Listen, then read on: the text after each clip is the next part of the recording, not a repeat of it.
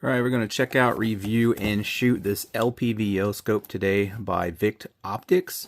I have a link in the description for it, and if there is an available discount code, that'll be linked in the description as well. We'll do a quick unboxing here and then take her down to the range. The first thing I want to point out, I asked them to send me one of these rings separately on the side because reading the video description, it did not appear that it came with rings. However, I received the scope, and there was already one of these sets. I can't recall which. One of them was already in the box, and then of course they sent me whichever one I requested on the side with it too. So that's why we got two scope rings here. So it appears that it does come with some sort of rings. Again, I can't remember which one I requested and which one it came with. So take that for what you will. So we got plenty of rings there. You see there is the user's manual. Usually I like to flip through these and see if there's warranty, page 10 there, see if they're color or whatnot, see how detailed they are.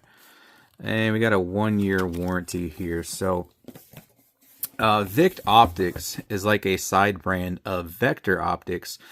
And if I'm not mistaken, I believe this is probably like a budget type brand of theirs. And this is actually, they kind of market this as an airgun scope. Because, you know, most LPVOs, they have BDC reticle that's calibrated for 223, 556, to where it gives you different aim points for 200, 300, 400, 500 yards, etc. That's typically what you get on an LPVO. That is not the case with this one, and that's probably due to the fact that it's kind of marketed towards airgun use, but you can use it on a 223, 556. They actually advertise using it, you know, up on a AR-15, M4, what have you. This thing's rated for 750 Gs of shock, which I was going to say is about 308 level. This is taken straight from their website here. AR-10s, AR-15s, M4s, M16s, and small caliber hunting bolt action rifles. The AR-10 and 308 has less recoil than a bolt action, so that's probably why they say small caliber bolt action. But I'm actually going to mount it on a 7.62x39 when we do the field portion of this, which actually has quite a bit more recoil than the 5.56. And the reticle type in here, it's not a mil dot. I guess, what would you call it, a mil hash perhaps? I'll throw it up on the screen. Plus I'll have screenshots, images through the scope for you guys. So it does have 5 and 10 MOA marks and such. So we'll go over that more in the video. MOA adjustments, you can see there, quarter MOA per click at 100 yards. It's got red and green illumination, different brightness levels. And we have locking caps here for windage and elevation.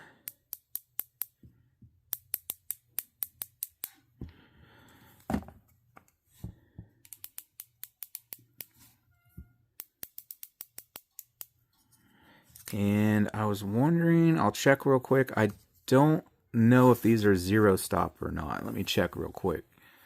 Okay, so I do not believe it has the zero stop function, which is fine.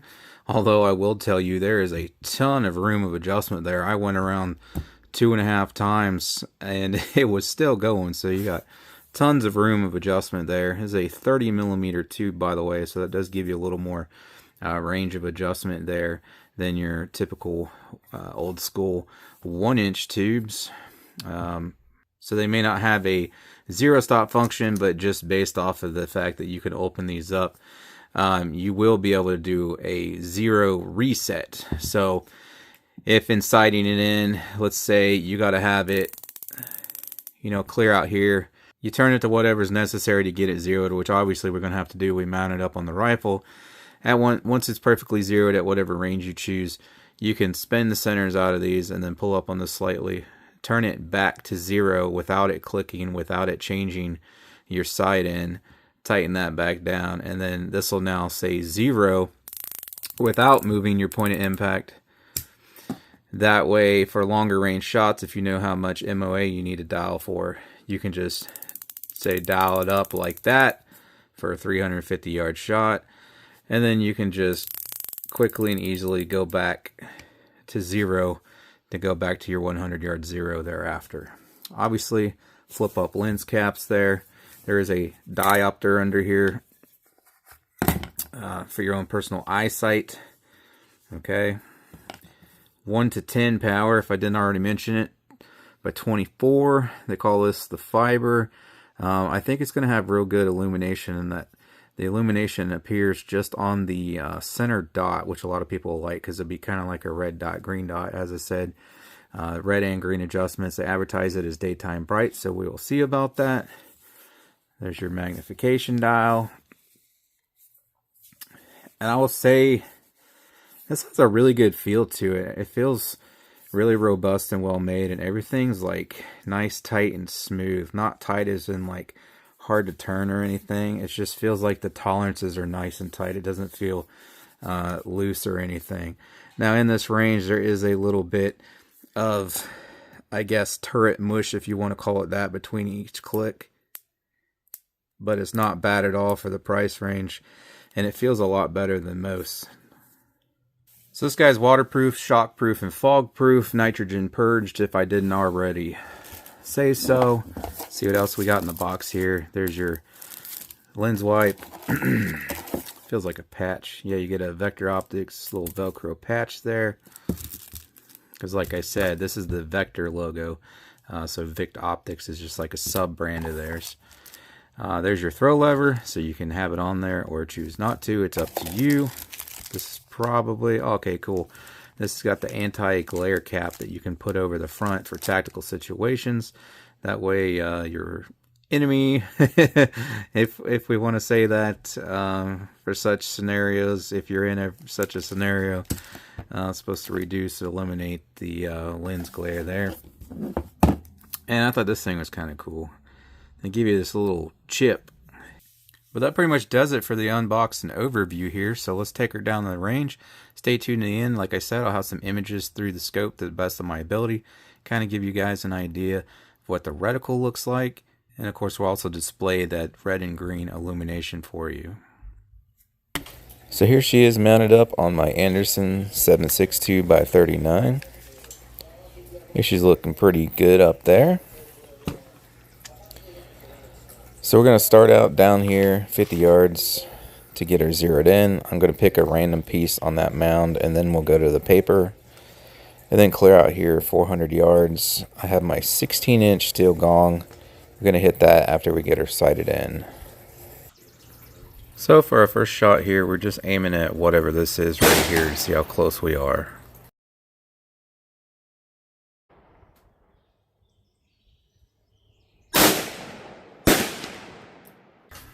So clearly we impacted off to the left there. I got to give her a bunch of clicks to the right because at 50 yards it's only going to move it 1/8 of an inch. At 100 yards you're looking at 1/4 inch. 400 yards, 1 inch per click.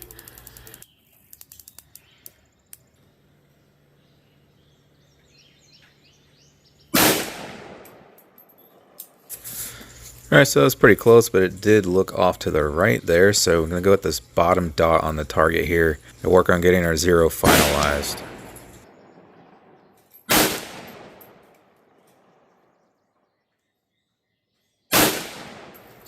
So as you can see there, both shots about 3 inches off to the right, so we need to bring it back to the left a little bit.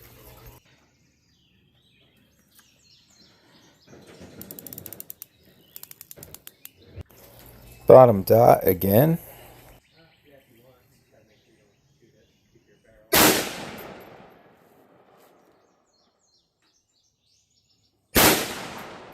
So pretty close there. Give it one more click to the left off camera and we are good to go.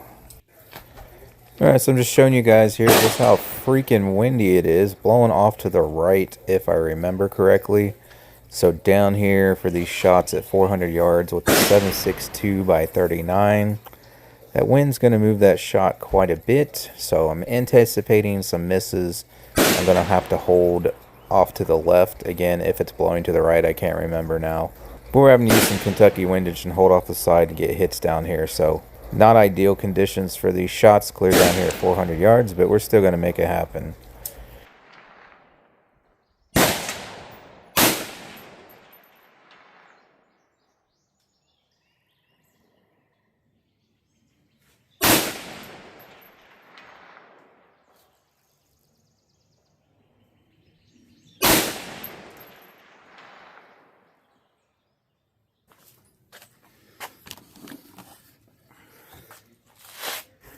Alright, I'm going to show you guys the reticles now. Keep in mind it looks much better in person, much more clear and crisp. Difficult to get images through the scope with the camera. But here we are at 50 yards on the 1x magnification, which I can confidently say is true to magnification. You put it on 1x, you are getting 1x. There is no magnification. So here's the same 50-yard target, now on the maximum magnification of 10x. And then here we are down at 400 yards on the minimum magnification 1x. And then the same 400 yards with a maximum magnification of 10x. So as you can see there, 10x does a pretty good job of getting you zoomed in down there 400 and 500 yards. And then here's the illuminated dot. I forgot to do it on range, so I had to do it back at the house. But this is with only on 1x magnification for this and the next photo. So there is your red dot, and the distance is approximately 25 yards to that fence. Then here's your green dot. And then here I am zoomed in full 10x on that fence with the green dot. As you can see, it would be pretty easy to pick a bird or something off of that fence there on 10x at 25 yards. It really zooms you in there. It does a really good job. Back when I started reviewing these LPVOs and they only went to like 6x, I always wish they had a little more. These 10x, they are fantastic. Overall, I actually really like this LPVO. This is one of my favorites so far that I've reviewed. I really like that dot. It's daytime bright, even in full sun there. It's got a nice crisp dot. It's not super tiny, but it's not real large either, so you can see it real good. You know, bring it up to your face real quick and just use it as a red dot and not even have to worry about the reticle in a quick high stress situation.